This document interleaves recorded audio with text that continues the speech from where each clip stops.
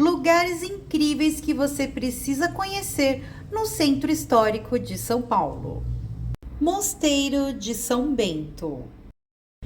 Com mais de 400 anos de história, essa linda construção de arquitetura emblemática neorromânica é uma comunidade monástica da Igreja Católica Apostólica Romana, fundada e organizada por monges da Ordem de São Bento e que sempre teve grande influência na cidade. Após a fundação e com o crescimento da vila de São Paulo de Piratininga, ainda no século XVI, o bandeirante Fernão Dias Pais Leme ampliou a igreja e melhorou as dependências do mosteiro. Inclusive, ele e sua mulher, Maria Garcia, estão enterrados junto ao altar principal. Café Girondino. Neste local, vamos fazer uma viagem no início do século passado, na São Paulo, em um cenário onde circulavam pelas ruas os grandes barões do café. Tempos em que a população comemorava a instalação do primeiro bonde elétrico na capital paulista. O endereço atual do Café Girondino, na Rua Boa Vista, que fica pertinho do Mosteiro de São Bento, foi inaugurado no ano de 1998 e foi inspirado na cafeteria de mesmo nome, porém que ficava em outro endereço, na esquina da Rua 15 de Novembro com a Praça da Sé. Farol Santander. O antigo edifício Banespa carrega uma série de atividades culturais, além de gastronomia, espaços temáticos e um acervo de memória fixo. No mirante, no 26º andar, o público poderá acessar sua área externa com capacidade para 30 pessoas e observar dali, a 160 metros de altura, uma das vistas mais famosas da cidade. O espaço traz experiências imersivas não só sobre a história do mercado financeiro brasileiro, mas também um ambiente para vivenciar novas conexões entre a arte e um olhar para o futuro.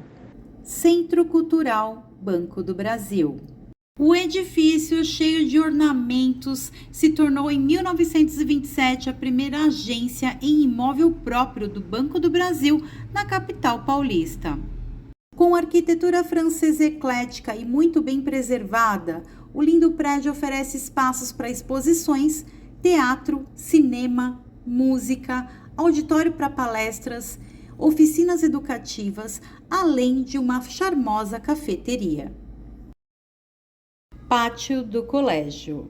Neste local ocorreu a fundação da cidade de São Paulo, ou como se dizia na época, Vila de São Paulo de Piratininga. Aqui, em 1554, onde foi instalado o Real Colégio de Piratininga de São Paulo e uma pequena igreja pelos padres jesuítas, a igreja original.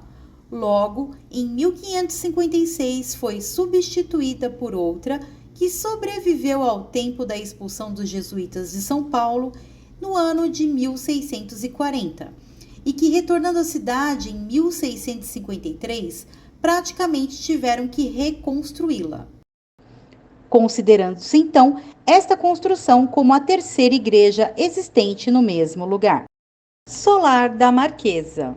Segundo registros, o primeiro proprietário deste casarão foi o brigadeiro José Joaquim Pinto de Moraes Leme. A Marquesa de Santos, Domitila de Castro Canto e Melo, uma célebre mulher que teve um relacionamento com Dom Pedro I, foi a proprietária desta propriedade no período de 1834 e 1867, adquirindo o imóvel como herança do brigadeiro. A presença da Marquesa no casarão e suas festas realizadas ali deixaram o imóvel conhecido como o Solar da Marquesa. Hoje, o local abriga atividades museológicas e a sede do Museu da Cidade de São Paulo. Beco do Pinto. Nome que ficou famoso na época por causa de uma rixa com alguns moradores da região com o brigadeiro José Joaquim Pinto de Moraes Leme, por ele ter fechado o acesso ao beco no ano de 1821. É uma antiga passagem que fica entre o Solar da Marquesa de Santos e a casa número 1. atualmente destinado a abrigar projetos de artistas contemporâneos desenvolvidos especialmente para o espaço.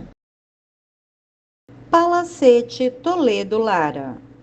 Construído em 1910 em estilo dominante eclético, é um dos prédios mais preservados em suas características originais e tombado pelo patrimônio histórico. Tem seu nome como homenagem da filha do conde Antônio de Toledo Lara. O palacete já abrigou a matriz da Rádio Record e ficou conhecido como Esquina da Música por causa das apresentações de artistas renomados como Milton Nascimento e Lô Borges, e várias lojas de instrumentos musicais. Atualmente, no primeiro andar funcionam a Casa Amadeus Musical, que vende partituras e instrumentos musicais, e a tradicional Casa de Francisca, teatro de cabaré, restaurante com pratos em estilo italiano e música popular brasileira ao vivo. Faculdade de Direito Largo São Francisco. A primeira Faculdade de Direito de São Paulo nasceu em um convento construído por volta do ano de 1647, ao lado das igrejas franciscanas. A primeira biblioteca pública de São Paulo é do Largo São Francisco, fundada em 1825, sendo posteriormente anexada à academia em 1827. Hoje, agrega um dos maiores acervos jurídicos do país, com livros raros, uma verdadeira preciosidade. Igreja de São Francisco. A igreja foi construída em 1642 e é tombada como patrimônio histórico da cidade. É de propriedade da Ordem Franciscana dos Frades Menores. O convento e santuário São Francisco é uma pérola do barroco paulista. Uma das igrejas mais belas de São Paulo, não só pelas suas belas esculturas de madeira, mas pela sua idade e seu importantíssimo papel na história de São Paulo. Em sua visita, além de poder apreciar a riquíssima arquitetura, você pode comprar pães e artesanatos feitos pelos próprios frades para ajudar a manter o local e os projetos sociais da igreja. E aí, curtiu nosso roteiro? Então aproveita e já se inscreve em nosso canal para conhecer mais riquezas históricas. Valeu!